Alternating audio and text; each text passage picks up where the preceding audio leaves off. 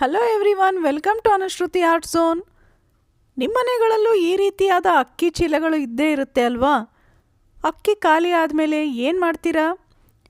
ಈ ಚೀಲಗಳನ್ನು ಕೆಲವೊಂದು ಸಲ ತರಕಾರಿ ತರೋದಕ್ಕೂ ಬಳಸಬಹುದು.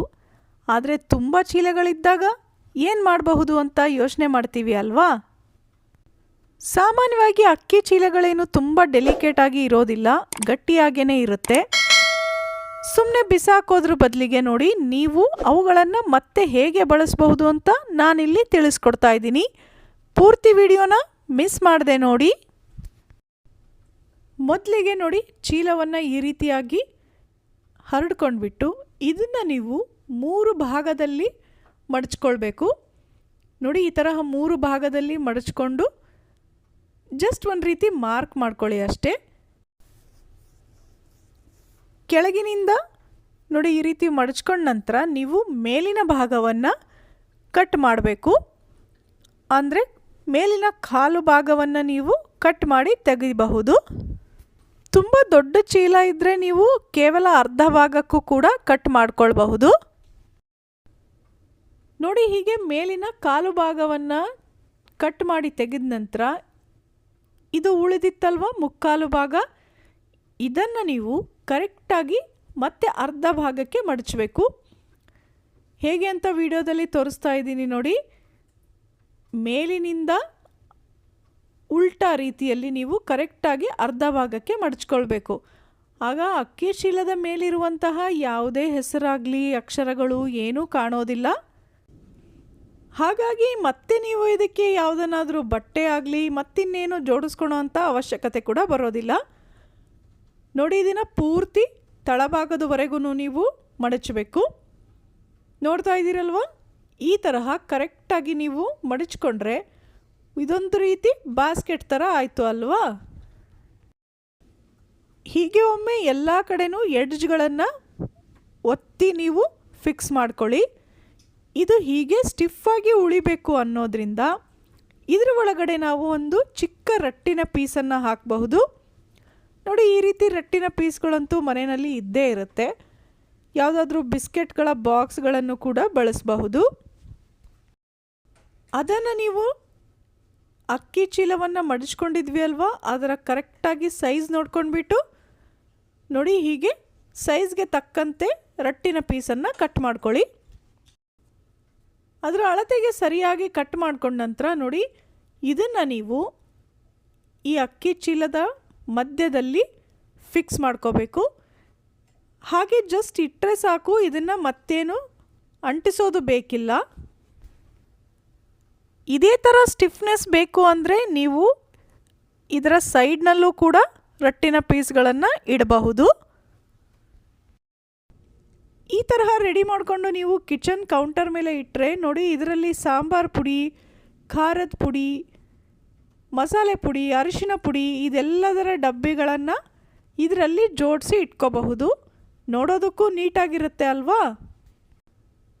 ಮತ್ತು ತೆಗೆಯುವಾಗ ಇಡುವಾಗ ಏನೇ ಚೆಲ್ಲಿದರೂ ಕೂಡ ಈ ಅಕ್ಕಿ ಚೀಲವನ್ನು ಸುಲಭವಾಗಿ ವಾಶ್ ಮಾಡಬಹುದು. ಅದಷ್ಟೇ ಅಲ್ಲದೆ ನೋಡಿ, ಇದರೊಳಗಡೆಗೆ ದೊಡ್ಡದಾದ ಸಾರಿನ ಸೌಟ್, ಪಲ್ಯ, ಅನ್ನ ನೀಡೋದಕ್ಕೆ ಬಳಸುವಂತಹ ಚಮಚಗಳು, ಈ ತರಹ ಅಡುಗೆ ಮನೆಯಲ್ಲಿ ಬೇಕಾಗುವಂತಹ ಎಲ್ಲ ವಸ್ತುಗಳನ್ನು ಇದರಲ್ಲಿ ಹಾಕಿ ಇಟ್ಕೊಳ್ಬಹುದು. ಈ ತರಹ ನೀವು ಗ್ಯಾಸ್ನ ಪಕ್ಕದಲ್ಲಿ ಇಟ್ಕೊಂಡ್ರೆ ನೋಡಿ, ಅಡುಗೆ ಮಾಡೋವಾಗ ತುಂಬಾ ಈಸಿ ಆಗುತ್ತೆ. ಇದಿಷ್ಟೇ ಅಲ್ಲ, ಇವುಗಳಲ್ಲಿ ನೀವು ಚಿಕ್ಕ ಮಕ್ಕಳ ಚಡ್ಡಿ ಆಗಿರಬಹುದು, ಟೀ ಶರ್ಟ್ಗಳಾಗಿರಬಹುದು, ಇವೆಲ್ಲವನ್ನು ಕೂಡ ಮಡಚಿ ಇಟ್ಕೊಳ್ಬಹುದು. ವಾರ್ಡ್ರೋಬ್ಗಳಲ್ಲಿ ದೊಡ್ಡ ಬಟ್ಟೆಗಳ ಜೊತೆಗೆ ಇವೆಲ್ಲ ಮಿಕ್ಸ್ ಆದಾಗ ಬೇಗನೆ ಸಿಗೋದಿಲ್ಲ. ಅದ್ರ ಬದಲಿಗೆ ನೋಡಿ, ಈ ತರಹ ನೀವು ಎಲ್ಲವನ್ನು ಒಂದೇ ಕಡೆಗೆ ಇಟ್ಕೊಂಡು ಇದನ್ನು ವಾರ್ಡ್ರೋಬ್ನಲ್ಲಿ ಇಟ್ಟುಬಿಟ್ರೆ ಬೆಳಗಿನ ಗಡಿಬಿಡಿನಲ್ಲಿ ತುಂಬಾ ಸುಲಭ ಆಗುತ್ತೆ. ನೋಡಿ, ಅಕ್ಕಿ ಖಾಲಿ ಆಯಿತು ಅಂದ ತಕ್ಷಣ ಬಿಸಾಕುವಂತಹ ಚೀಲದಿಂದ ಎಷ್ಟೆಲ್ಲ ಪ್ರಯೋಜನಗಳಿವೆ. ಇದಿಷ್ಟೇ ಅಲ್ಲ, ಬನ್ನಿ ಇನ್ನಷ್ಟು ಪ್ರಯೋಜನಗಳನ್ನು ನೋಡೋಣ. ಜಾಯಿನ್ ಆಗಿರುತ್ತಲ್ವ, ಅದನ್ನು ನೀವು ಕಟ್ ಮಾಡಿಕೊಂಡು ಓಪನ್ ಮಾಡ್ಕೊಳ್ಬೇಕಾಗತ್ತೆ. ಇದೇ ರೀತಿ ಸೈಡಿನಲ್ಲೂ ಕೂಡ ನಾವು ಕಟ್ ಮಾಡಬೇಕಾಗತ್ತೆ. ಇಷ್ಟಾದಮೇಲೆ ನೋಡಿ ಇದರ ಹ್ಯಾಂಡಲ್ ಇರುತ್ತಲ್ವ ಆ ಭಾಗವನ್ನು ಕೂಡ ಕಟ್ ಮಾಡಿ ತೆಗೆದುಬಿಡಿ.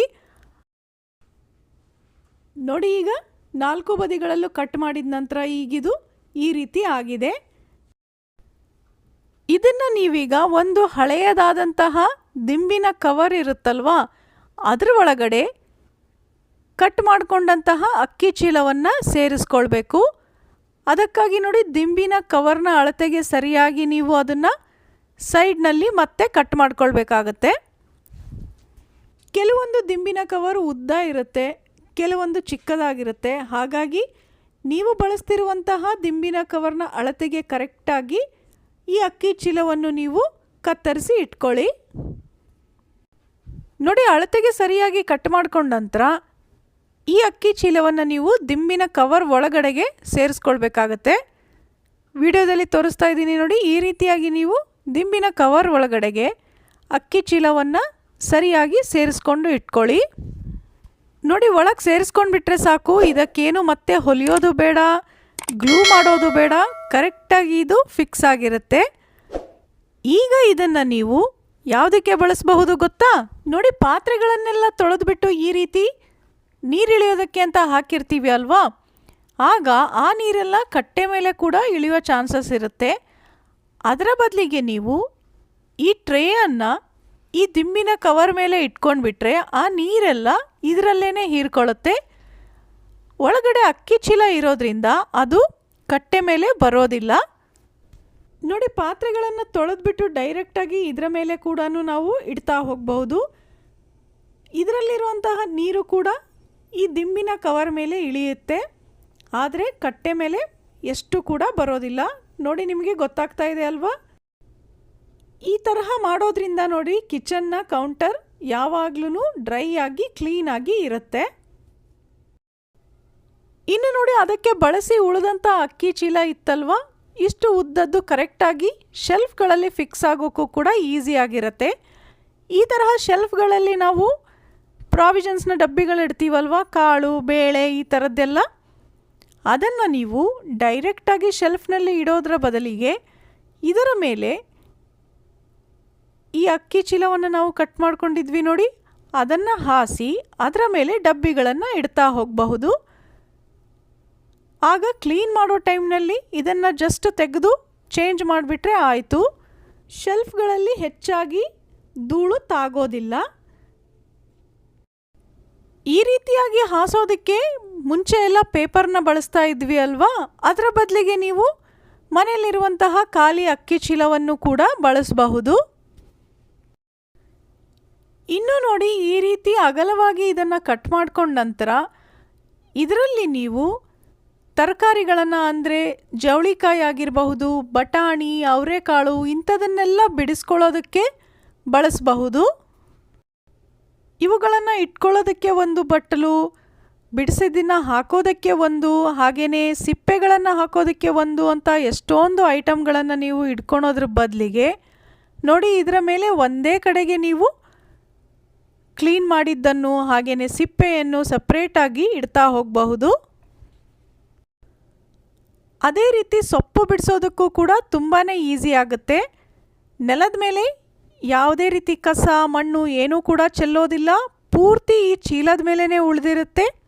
ಕ್ಲೀನ್ ಮಾಡ್ಕೊಂಡ ನಂತರ ನೀವು ಸೀದಾ ಹೋಗಿ ಡಸ್ಟ್ಬಿನ್ನಿಗೆ ಹಾಕಿಬಿಡಬಹುದು. ಆಮೇಲೆ 2-3 ಪಾತ್ರೆಗಳನ್ನು ಕ್ಲೀನ್ ಮಾಡೋದು ಕೆಲಸ ಕೂಡ ಕಡಿಮೆ ಆಗುತ್ತೆ ಅಲ್ವಾ?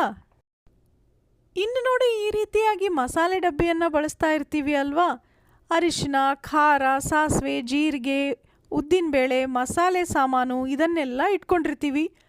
ಗಡಿಬಿಡಿಯಲ್ಲಿ ತಗೊಂಡು ಅಡುಗೆ ಮಾಡೋವಾಗ ನೋಡಿ ಇದರ ಮಧ್ಯದಲ್ಲಿ ಕೂಡ ಅಂದರೆ ಡಬ್ಬಿ ಒಳಗಡೆಗೆ ಕೂಡ ಚೆಲ್ಲುವಂತಹ ಚಾನ್ಸಸ್ ಇರುತ್ತೆ. ಪದೇ ಪದೇ ಅರಿಶಿನ ಅಥವಾ ಮಸಾಲೆ ಏನನ್ನಾದರೂ ಚೆಲ್ಲಿದಾಗ ಸ್ಟೀಲ್ ಬೇಗನೆ ಹಾಳಾಗುತ್ತೆ, ಹಾಗೆಯೇ ಕಲೆನೂ ಆಗುತ್ತೆ. ಅದರ ಬದಲಿಗೆ ನೋಡಿ ನೀವು ಈ ಅಕ್ಕಿ ಚೀಲವನ್ನು ಈ ಡಬ್ಬಿಯ ಅಳತೆಗೆ ಕರೆಕ್ಟಾಗಿ ಸುತ್ತಳತೆ ನೋಡ್ಕೊಂಡ್ಬಿಟ್ಟು ನೀವು ಕಟ್ ಮಾಡ್ಕೊಳ್ಳಿ. ನೋಡಿ ಹೀಗೆ ರೌಂಡಾಗಿ ಅದನ್ನು ಕಟ್ ಮಾಡ್ಕೊಂಡ ನಂತರ ಡಬ್ಬಿಯ ಒಳಗಡೆಗೆ ಮೊದಲಿಗೆ ಅದನ್ನು ಹಾಕಿಬಿಟ್ಟು ಆನಂತರ ಈ ಮಸಾಲೆಯ ಬಟ್ಟಲುಗಳನ್ನು ನೀವು ಇದ್ರ ಒಳಗಡೆಗೆ ಇಟ್ಕೊಂಡ್ಬಿಡಿ. ಆಗ ಏನೇ ಚೆಲ್ಲಿದ್ರೂ ಆ ಅಕ್ಕಿ ಚೀಲದ ನಾವು ಕಟ್ ಮಾಡಿ ಇಟ್ಟಿದ್ವಲ್ವ ಅದರ ಮೇಲೆ ಚೆಲ್ಲಿರುತ್ತೆ. ಕ್ಲೀನ್ ಮಾಡ್ಕೊಳ್ಳೋದಕ್ಕೂ ಈಸಿ ಆಗುತ್ತೆ. ಸ್ಟೀಲ್ ಡಬ್ಬಿಗೂ ಕೂಡ ಏನು ಕಲೆ ಅಥವಾ ಹಾಳಾಗೋದು ಆಗೋದಿಲ್ಲ.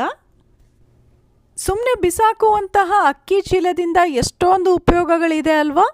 ಈ ಎಲ್ಲ ಐಡಿಯಾಗಳು ನಿಮಗೆ ಇಷ್ಟ ಆಯಿತು ಅನ್ಕೋತೀನಿ. ಹಾಗಿದ್ರೆ ವಿಡಿಯೋನ ಲೈಕ್ ಮಾಡಿ, ಬೇರೆಯವ್ರ ಜೊತೆಗೆ ಶೇರ್ ಕೂಡ ಮಾಡಿ.